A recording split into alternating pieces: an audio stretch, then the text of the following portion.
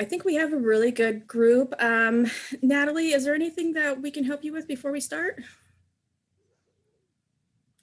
I should mention that today is a webinar, so you will not have your audio or camera on. So I know it's a little bit different from our meeting format. So if you were wondering why you can't see yourself, that is why. So I'm going to officially start. This is Heather Riggs. I'm from the New England Museum Association. I'm Director of Administration here, and I am in Arlington, and right next door to our offices I'm actually in Somerville. Our offices are in Arlington. I obviously haven't had enough caffeine today. So I want to welcome everybody. Today's session is being recorded and will be available on the NEMA website later on this afternoon. If you ever miss a session, go ahead and check out our NEMA YouTube page. It has all of our sessions from Lunch with NEMA, webinars, town halls, and such. So you can always pop back in again or share with your colleagues. That would be great. I just want to say thank you to everybody that's here. And I'm going to be turning it over to Scarlett to do a land acknowledgement. Good afternoon, just after 12 o'clock, everyone. Virtual spaces cannot replace the lands that sustain and empower us. I'm here at my home in Worcester, Massachusetts, the homelands of the Nipmuc Nation people and their allied tribes, past and present. The Nipmuc Nation Tribal Council is located at 25 Main Street in South Grafton, and the Hassanamisco Indian Museum is at 80 Brigham Hill Road in Grafton. NEMA recognizes that our organization and those of our members were founded within a colonizing society, which continues the exclusions and erasures of many Indigenous peoples throughout New England and beyond. You can use the Indigenous Peoples Land Map to locate your museum land or where you're zooming in from today. I just dropped it in the chat.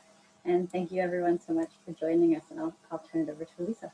Yeah, okay. And thank you for that. And thank you for that mention of the land map. I've been doing some work with the National Museum of the American Indians, so I know how important it is to recognize and value the Indigenous people more in our work.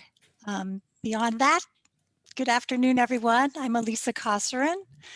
For those of you who are just meeting me for the first time, I call myself a volunteer engagement specialist. I also do facilitation. And by volunteer engagement, I mean just about any kind of service that helps you expand your volunteer program so that you can expand visitor engagement, serve your audiences better. Sometimes that looks like training, sometimes that looks like strategic planning, sometimes that looks like consulting of all shapes and sizes. And what we're talking about today is something that I believe is very important. I'm not sure how much conversation there is around this topic in the museum space when it comes to cultivating volunteers as donors.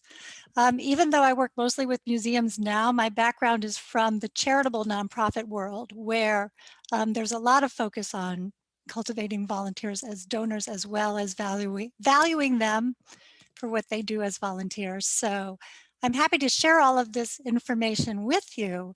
And I will also be curious if some of you on the line today are already focused on this question of cultivating volunteers as donors in respectful ways. I will be very interested in hearing your comments in the chat, of course. So let me go ahead and share my screen. I do have a PowerPoint for you. Let's make sure that it works. Okay, it does work. Okay, so here's what we're going to cover in our lunchtime today. We're going to talk about the differences between the volunteer and the donor experience and how that informs why you might want to cultivate volunteers as donors on top of their volunteer experience. We're going to talk a lot about why it's okay to ask volunteers to give financially. I am guessing there are some of you on the webinar, on our Zoom today, who have some concerns about asking volunteers to give. And so we're going to cover that, and hopefully I'll be able to frame this approach in a way that makes you feel comfortable with the idea of asking your volunteers to give. I'm going to give you some strategies for cultivating volunteers as donors. And then, of course, there's always plenty of time for Q&A. So let's get started. First, I want to ask you some questions, and if you would put your answers in the chat, that would be terrific. So my first question to you is, when someone donates to your museum, so now we're just talking about donors. Once they have donated and they're affiliated with your museum, how does that person continue to learn about your organization? So not how did they hear about you in the first place? That's not my question. My question is, once they're a donor, how do you continue to keep them informed? What are all the different ways you do that? So if you could write that in the chat, that would be terrific. And then Heather, if you could let me know what people are saying, that would be great. Okay. Most of them, it sounds like newsletters, social media, either hard copy newsletters or email blasts. And then social media, Facebook. Okay, so social media, Facebook, newsletters, different kinds of information portals. Anything else? That's about it. I mean, there are some thank you letters from the director and stuff. Okay, yeah, thank you letters, things that recognize them. Phone okay, calls. Phone calls are good. Yes. Yeah. Okay. All right. So okay, phone calls is great because that's an in-person example of an in-person way to continue educating someone about the museum. Okay. All right. Let me ask you the reverse question. When someone volunteers with your museum, how does that person continue to learn about your organization? So not how did they find out about you, but once your volunteer is actively volunteering with your museum, how do they continue to learn about what you're all about? How does that happen? And go ahead and write your thoughts in the chat. And we'll just take, I'll give you a moment to write, and then I'll ask Heather to read what we're finding. Definitely emails. Emails. I think a lot of people just copy and pasted there earlier. Yeah, so yeah, and it's not, emails meaning informative emails. Yeah, and just to be clear on the question, not about how do you communicate with the volunteers, but how are they sort of learning more about you? Some of them are meeting them. Through meeting them? Okay. Yeah, and then volunteer coordinator continues engagement. There's actual volunteer newsletters. They're invited to events.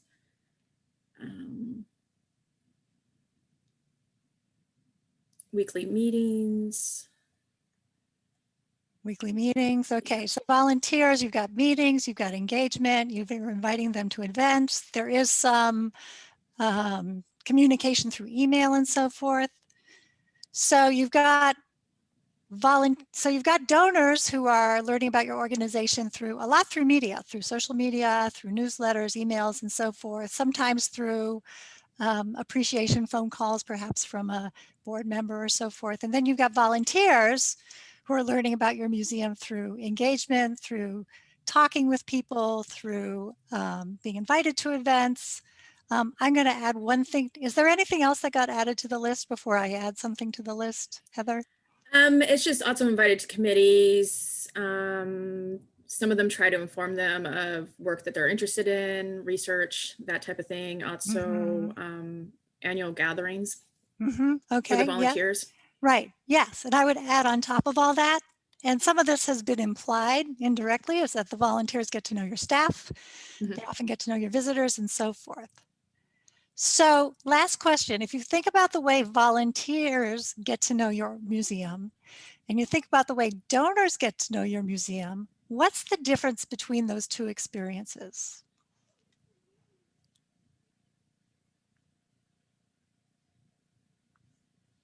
What's different about those experiences? Distance, more in person. Volunteers are more in person, yes. Donors is less intimate and less big donors. Less intimate, yep. In some cases, nothing. More personalized. Volunteers get more insight information. The level of formality. A lot of people, some of them are mentioning the donors probably don't live close by. Oh, okay, that's a good point. Donors may come from everywhere, right? I think volunteers expect more of us than donors. I think sometimes that's true. Also, some donors are corporate. Mhm. Volunteers are treated as insiders. Donors are treated Yes. formally and with kid gloves. I like that. Yes. Yes, I love it that volunteers are treated as insiders. You know, I think that the volunteers are staff. They're not employees, but they are staff. So that's great that they're treated as insiders. The kid gloves, that can be a whole other conversation because you don't always have to treat them with kid gloves. But The donors. oh, the donors. Donors Okay. with kid gloves. Oh, the donors. Yeah. Okay, we won't go there. Yeah, that's a different story. By the way, you know, part of this presentation I'm giving you is informed by my previous experience. Before I specialized in volunteer engagement, I did work in nonprofit development for a long time, so I do know both sides of this story. So I think you've hit on sort of the basic differences. You know, the donor experience of your museum tends to be very indirect. That's what you've all been communicating in various ways through communications. Sometimes they're invited to special events, but they're not on site. Sometimes donors do receive special tours and things like that, but they're not in your museum as often on a regular basis. They rarely or perhaps never meet certain staff members or clients. You can substitute visitors or audience for clients. Volunteers, on the other hand, have a lot of hands-on experience with your museum. They're also able to see the direct impact of what they're doing, which is why volunteers love to volunteer. That's what makes it gratifying. And they tend to have closer relationships with staff and sometimes visitors. So knowing that, hopefully you can imagine why volunteers may be primed to be generous donors. And they are, and I'm going to give you some statistics that back that up. There has been research on volunteers as donors. The Points of Light Foundation partnered with Fidelity to do a research study on this, and here's what they found. They found that volunteers give 10 times as much money to charity as volunteers. Now, that's not necessarily 10 times to the place they volunteer, but they are 10 times more generous than a donor who is not also a volunteer. Pretty striking. Then they do give 2/3 of their charitable income to the organizations where they volunteer. So that is striking as well. And good news, obviously, for your museums if you choose to do more asks of volunteers when it comes to giving. And among volunteers, 42% reported volunteering first before becoming donors. So if you're looking to increase your donor pool, treating volunteering as a gateway to that, in addition to the valuable service that volunteers give, I don't want to minimize that, and we're going to be talking about that. That is often the way that someone becomes a donor is through that volunteer experience. And as I said before, donors give more money if they also volunteer. So my basic philosophy is this. Even though we know now that volunteers have the potential to be very generous donors, some of you may be feeling, because you value the volunteer contribution so much, that it's not right or it's inappropriate to ask a volunteer to give. My feeling is that if a volunteer loves your museum, if they're committed to the work, if they're really excited about what you do, they're going to want to support you in other ways. So that might include financial gifts or in-kind gifts. However, only ask as long as you do this. As long as you're treating volunteering as an incredible contribution in and of itself, which it is, it's amazing that someone would volunteer their time and their talents in service to an organization.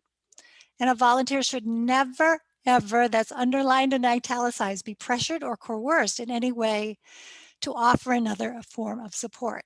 So in other words, volunteers will give, and volunteers should never be pressured or expected to give. In my experience, you don't have to pressure or expect them to. If you ask them to, they will give.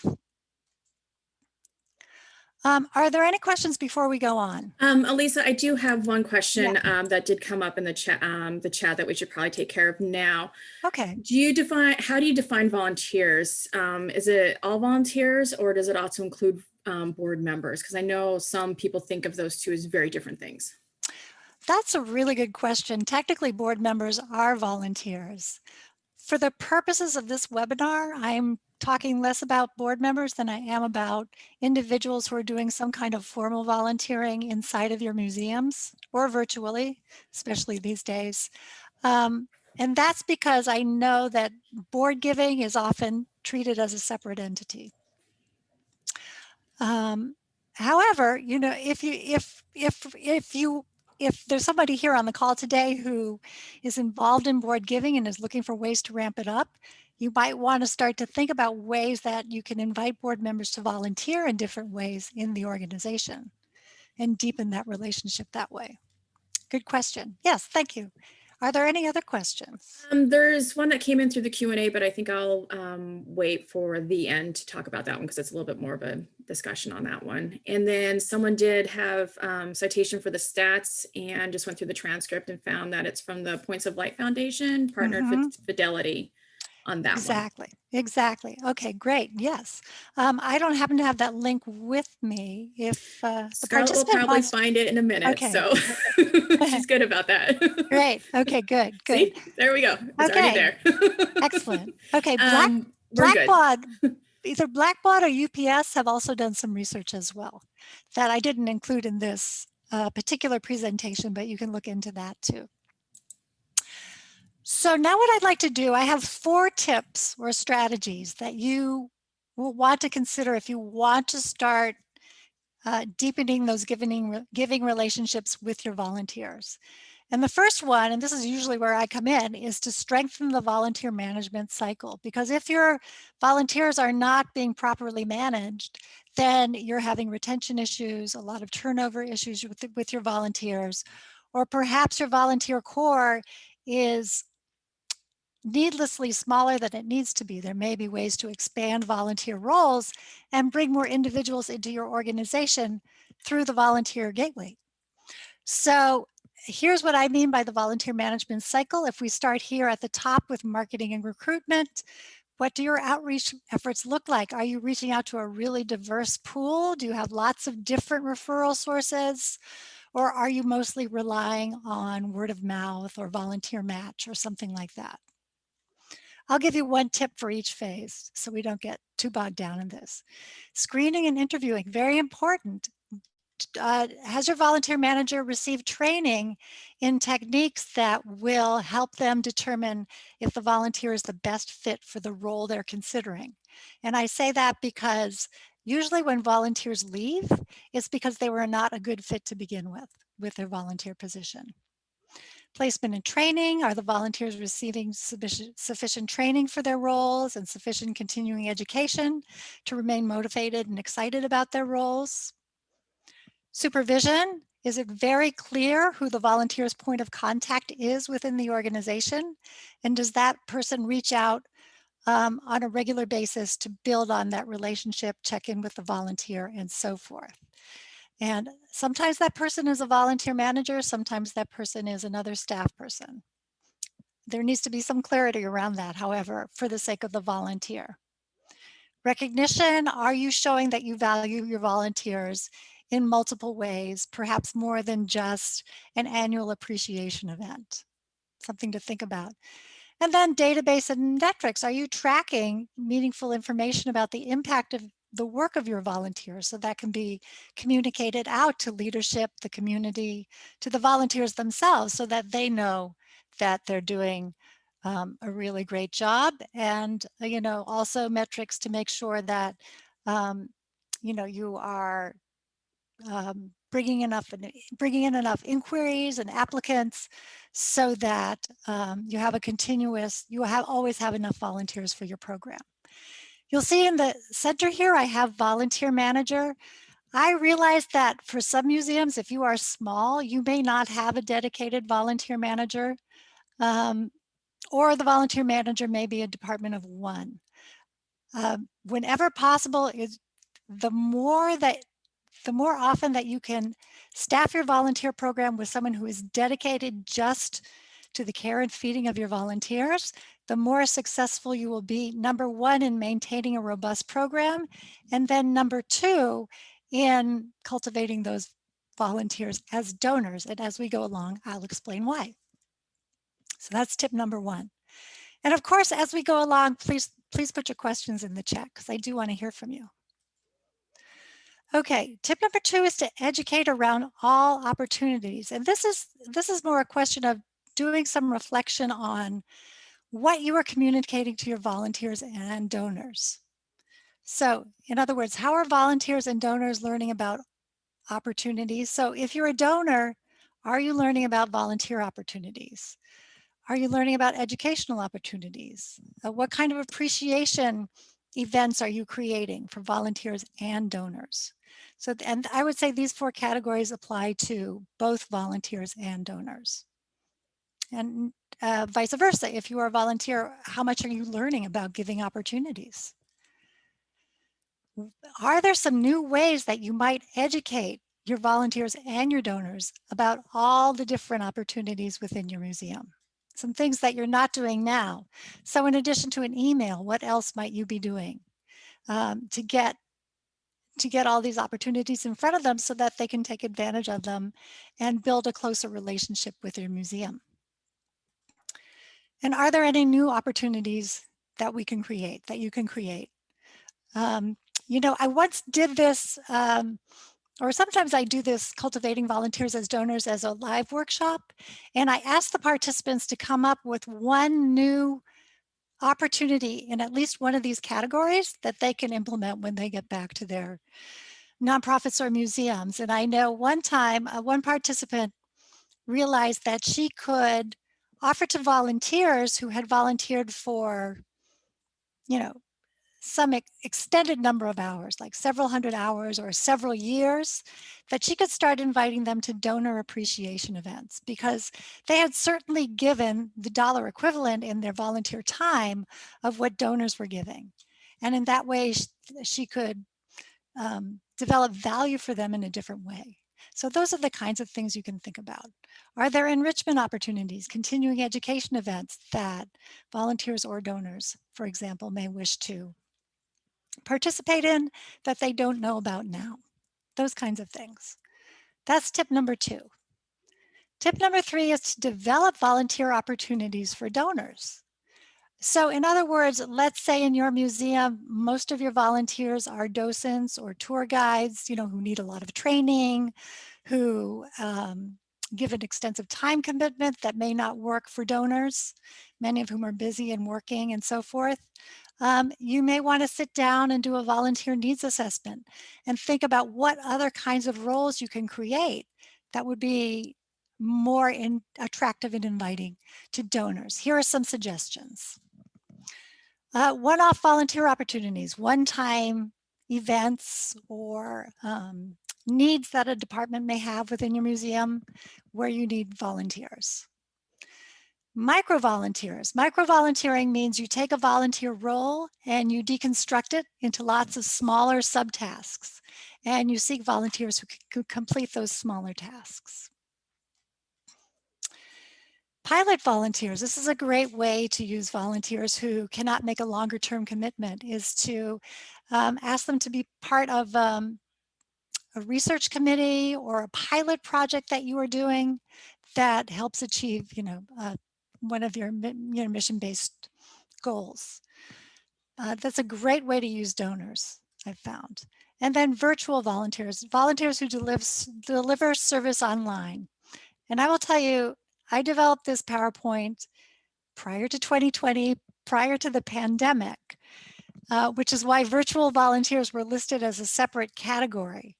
I would imagine that for many of you, you have come up with some virtual volunteer roles over the past year as your museums have either been closed partly or completely or for an extended period of time. And all of these three categories above it, one-off volunteers, micro-volunteers, and pilot volunteers, needless to say, all of those kinds of roles can also be virtual volunteer roles. So lots and lots of options there. Volunteer roles, needless to say, do not need to be on site. And tip number 4, and this is more of an organizational issue, it may be the most important component, is that you need to come up with a system so that your development or advancement program and your volunteer program are working together to collaborate, identify specific individuals and volunteers, and figure out how to deepen their relationships together. So that involves developing a regular system of meetings or communication to coordinate opportunities. Don't make it an occasional ad hoc kind of thing where somebody stops by somebody's office to talk about a volunteer who may wish to be a donor. You want to make this a regular thing, monthly, weekly, bi-weekly, whatever works for you. Make sure that your development program and your volunteer program are meeting together. The goal, because you want to think about the ultimate goal, which is to develop longer, ideally lifelong relationships with the museum and not the individual, or not the individual as a volunteer. And you want to talk about ways to deepen that relationship that are based on the needs and goals of the individual donor or volunteer. And my favorite example of this does not come from the museum world. It does come from the nonprofit world. I'm based in the DC area, and there's a nonprofit here, DC Central Kitchen, which trains low-income individuals and formerly incarcerated individuals, I believe, I hope I'm not getting that wrong, on commercial cooking skills so that they can work in kitchens. And they have a huge volunteer program because they have lots of volunteers who come in to work in the kitchen, many of them corporate volunteers. And at one point, several years ago, their development director decided that he was going to do just this. He was going to bring everyone together to the table on a regular basis to talk about individuals within the nonprofit and other ways that they might want to get involved. So for him, that meant that these meetings included the development directors. There was a team of them, the volunteer manager, the communications person, the IT person, because they were large enough to have their own IT department, and the executive assistant to the CEO. They would all get together and they would talk, and they would sort of cross-pollinate their individuals from no matter where this person came to know the organization.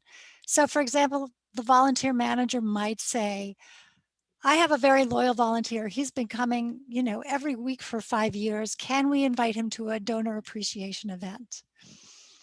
Or the executive assistant to the CEO might say, the CEO just had a meeting with Deloitte or some other large corporation. They want to bring a group into the kitchen.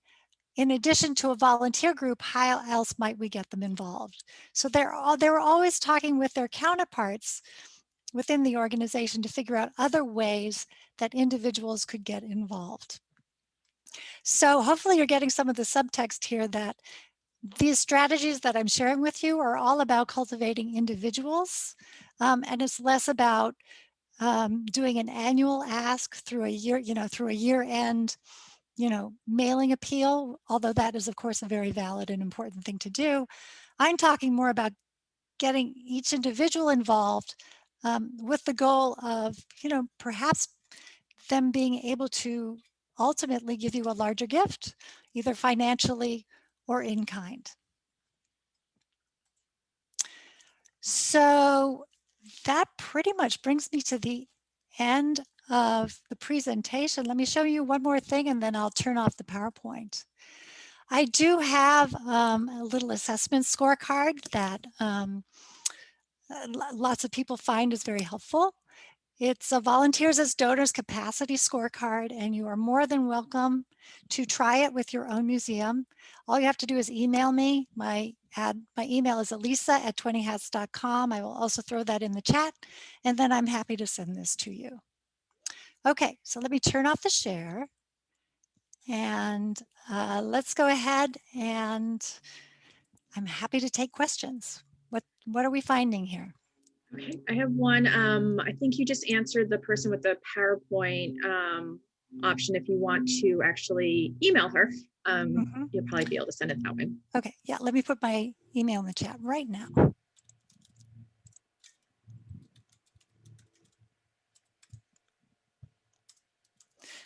Okay.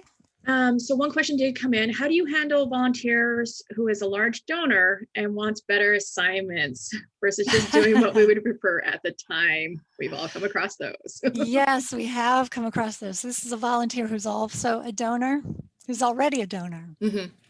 Yeah, that is, well, that's almost a separate issue that I have come across that a fair amount. I used to head up a leadership circle at the Smithsonian with the volunteer managers, and that question would come up now and then. That's a question, you need to come up with a solution to that question, not by yourself, but in conversation with your development person and perhaps your executive director, depending what level they are.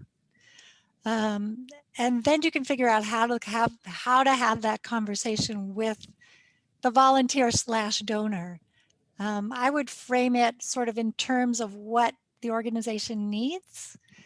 And of course, you're going to want to know what their interests are. I'm trying to think what else I could add that might be helpful, because it really depends on what exactly this volunteer / donor wants to do. Start though with a conversation internally about how best to approach this person, if that hasn't happened already. Kid gloves. Kid gloves, however, I'm always careful about yes, kid gloves. However, that doesn't always mean that you need to totally that you need to meet all of the donors' requests. There may be a way that you can still make sure that your needs are met as well. That's good.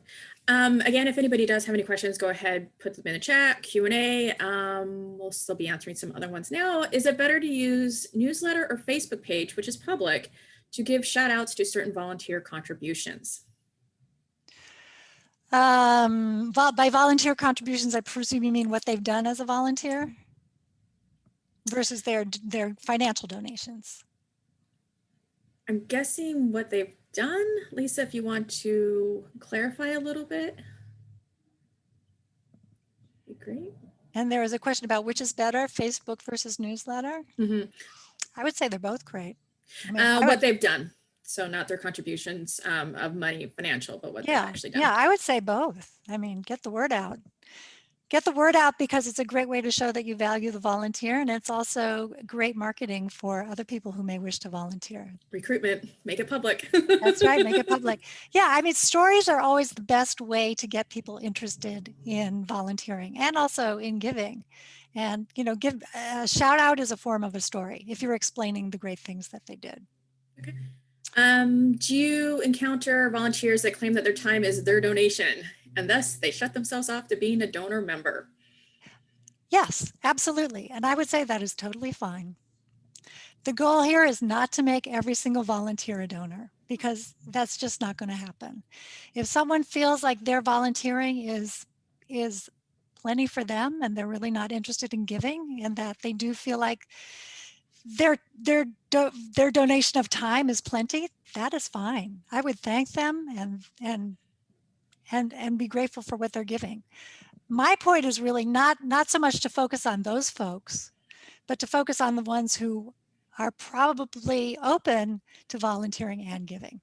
And you're always going to find both. So what are your thoughts? Actually, this is kind of a follow-up to that one. What are your thoughts on, I know some organizations give their volunteers a free membership versus having them be a member in order to volunteer? I guess that partly depends on your business model. Gosh, I can't give one answer to that. It really It's a hard one. It's a hard one. I mean, sometimes benefits are important to volunteers, especially if it's a valuable benefit. So I would say this: if membership in your museum is a very valuable asset that you can give, then you might want to consider that. I mean, for example, I know lots of volunteers appreciate free parking if that's possible you know, as a benefit that can be given. They appreciate that.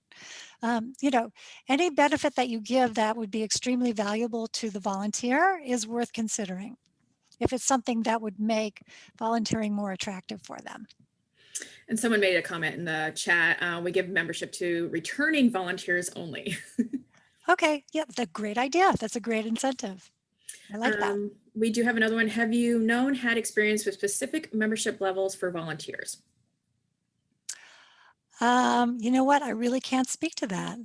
I haven't explored much the relationship between membership and volunteering. I just want to be upfront about that. However, I realize that for many of you on the call today, that might be a big consideration. That's good.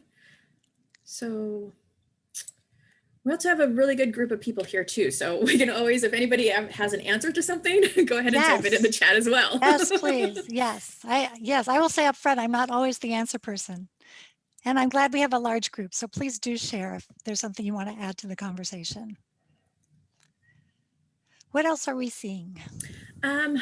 We hit a quiet phase. So if anybody wants to ask any questions now, I know the last year we've really had a lot of discussions about just keeping our volunteers engaged in the virtual realm because they weren't even allowed on site to do anything. Right.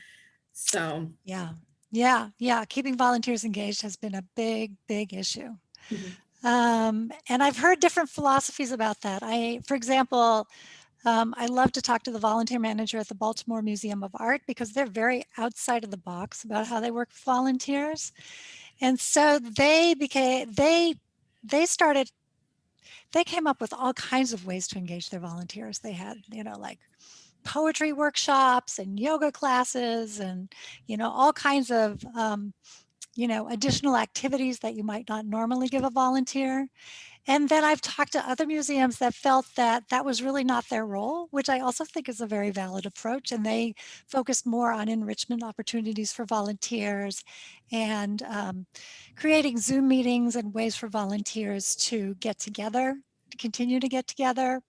I actually have a blog post up on my website, 20hats.com. It's a guest post from the volunteer manager of the Smithsonian Associates, Jenna Jones, who wrote about what she's been doing to engage volunteers during the pandemic. So if that's a question for some of you, go ahead over to my website and take a look at that. That might be helpful for you. Okay, we do have one question. How do you handle a staff member who doesn't value volunteers as much as they should, treats them as free labor? I know I personally value all of my volunteers at conference and stuff like that, and I'm very protective, so. Yeah, I would say in cases like that, the staff needs more education about what a volunteer is and what a volunteer needs. And they may need some kind of formal or regular training in volunteer supervision, volunteer management. So some of that is systemic. So ask yourself, what kind of training do you give staff and what kind of ongoing support do they receive? And some of it may also be systemic in the sense that you need to come up with a system for volunteers requesting volunteers, for staff requesting volunteers, so that you can vet the request and make sure that it's appropriate. So those are some things to think about. Okay. Do you have recommended tiered benefit structures for volunteers? We have some that volunteer a few hours a year while others do weekly hours. Right now, we just have 2 tiers. You know, I don't, but that's definitely something that might be worth a couple of folks on your staff putting their heads together and figuring out what might be beneficial. You know, some volunteers don't need any benefits. I mean, we have talked a lot about the perks of volunteering. Some volunteers don't need any of that. They don't need swag. They don't want the annual appreciation event. They really either, number one, love the volunteer role, love your museum, of course. And then, of course, for a lot of volunteers, they volunteer for the social aspect because they really enjoy being with the other volunteers or staff members. So if that's the case in your volunteer program, that's something you want to leverage, is the opportunities for socializing within your program. That's great. Yeah, I am very pleased. I have to tell you that nobody is pushing back against the idea of asking volunteers to give. The last time I gave this presentation, there was a lot of concern about that, which is why I started this presentation today with a lot of qualifying around that. So I'm glad you're on board with that idea, because honestly, as long as you're not pressuring them, there's really no reason not to ask volunteers to give. And I love that you're asking a lot of questions around volunteer management and engagement, because that is the first step, is to make sure your volunteers are, that you're meeting your volunteers' needs as fully as possible and doing that well. Yeah, I mean, I can see how questions. the stressing the giving aspect could definitely turn people off to wanting to volunteer for you. So I could see how people are a little hesitant, but yeah, I do hear that a lot. And sometimes I hear that from leadership or board members. You know, they're afraid they're going to offend someone. Once I posted in the AAM forum, I was just curious to hear from museums that did cultivate volunteers as donors. And the only reply I got was from a volunteer manager who said he was very offended that I was asking the question. So there you go. So anyway, I'm glad you're all on board. That's good. Anybody have any other questions while we're still here? And Elisa, I do want to say thank you for actually turning your session that we weren't able to do last year into elected theme. I do appreciate that one. Sure. So I want to call out that. My favorite, non-favorite word, pivot. Those pivots, happy about them. Yeah. So someone did make a comment about we track volunteer donating and release it to the volunteer stats and volunteer annual report. That's wonderful. I'm glad to hear that.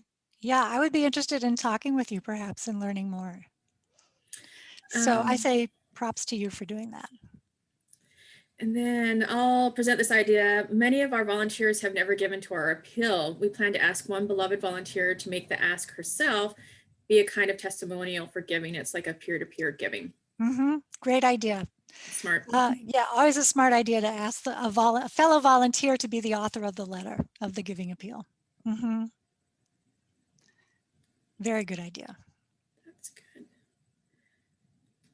So I think we might actually wrap it up early if anybody doesn't.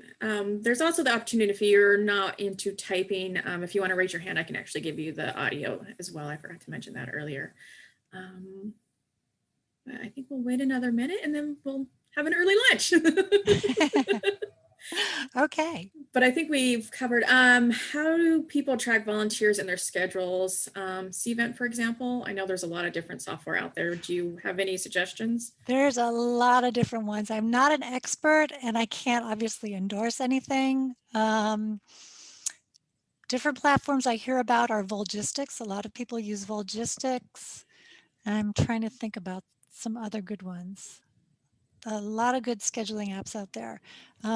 Some volunteer management systems, if you're able to actually have a data platform for all of your volunteer data, you can look into that. There's one called there's also a million of them, but I hear about Better Impact a lot. Visys, Neon, and honestly, I'm just talking off the top of my head. There are a lot. I know there's a lot. There's a lot of them out there. But ideally, think about that first suggestion I gave you of making sure that your volunteer management system is functioning well. Part of that is making sure you have a really robust data platform, and hopefully you're moving away from spreadsheets and actually have a system that you can enter your information into. Even Salesforce, a lot of organizations have good experience with Salesforce. That's good. What are other means of requesting funds from volunteers than peer-to-peer? Good means of requesting funds from, okay, good question. In addition to the annual appeal, I would say, think about what I was saying about you and the development program getting together and thinking about ways to further deepen those relationships. Some of this may be a question of identifying individuals who are ready to be more involved in your organization and thinking about what that might look like. So is it a question of inviting them to more events? Is it a question of someone on the board or leadership actually reaching out to that volunteer?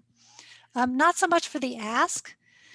I think what I'm saying is first you want to lay the groundwork for the ask by deepening the relationship. So making sure that they feel valued, appreciated, Are they invited to special talks by your curator? Are they, do they get a sneak peek of collections? Those kinds of things. And then, you may want to consider major donor asks for some of your volunteers, or invite them to, if you do special event fundraisers, make sure they're invited to those. Basically, any kind of donation channel that you have set up, you can steer your volunteers towards. Good question. Okay. And then Scarlett just shared your email address again, and definitely check out Lisa's website, 20hats.com. A lot of great information on there. Mm-hmm. And then I did mention earlier that this session was being recorded and will be available on the NEMA website if you needed a refresher. And Scarlett's great with a bunch of links. They suddenly appear. She's like reading my mind. Okay, perfect. Yeah, I will say, do check out the blog page on my website. I've written about 150 different blogs, and I also have a lot of guest bloggers. I have several museum guest bloggers, most of them here in the DC area. So look at the blog posts, because many of them touch on some of the questions you've asked, and there may be some information there for you. That's great. So I think we'll wrap up. I want to thank you so much for sharing all of your great knowledge. I want to thank everybody today that has joined us. A lot of great questions, a lot of great conversation. We do have a very robust schedule this coming few months. So definitely check out our website for a listing of upcoming opportunities there. I also want to push for our conference that we just announced a few weeks ago is going virtual in November. We've extended our call for proposal deadline to June 11th. Definitely check that one out. We are looking for that. And if you ever want to present at a lunch with NEMA, definitely give the NEMA staff a shout out on that one to let us know that you're interested, or if you have any suggestions on future ones that you would like to see. We promise we won't try to make you give it, but we're always looking for feedback on that one. Scarlett did post our survey if you want to take the quick survey there. And Meg is joining us today in the background with her email address. She is the one in charge of, there you go. Hi, Meg. Meg, did you have anything you wanted to say, or? Not particularly, but I suppose for folks that are really interested in volunteers and in the spirit of communicating about volunteer opportunities, we are looking for a number of PAG chairs. So if you think you might be interested in getting more involved with NEMA, please feel free to reach out to me, because we are looking for a bunch of folks, including folks to lead the PAG around HR and volunteer management. So I would love to have a chat with anybody who might be interested. All right. Great. Great. And I want to thank you, Heather and Meg and Scarlett. Thank you so much for inviting me today to speak. It's been fun. I loved your questions. If you have any more, of course, please feel free to shoot me an email. But Great. thank you for being here. And NEMA is great. I attended your conference in 2019 before the pandemic, and it was wonderful. So looking forward to being at another one. It's great. All right. Thanks, everybody. Have a good day. Okay. Bye-bye. Bye. Bye-bye, everybody.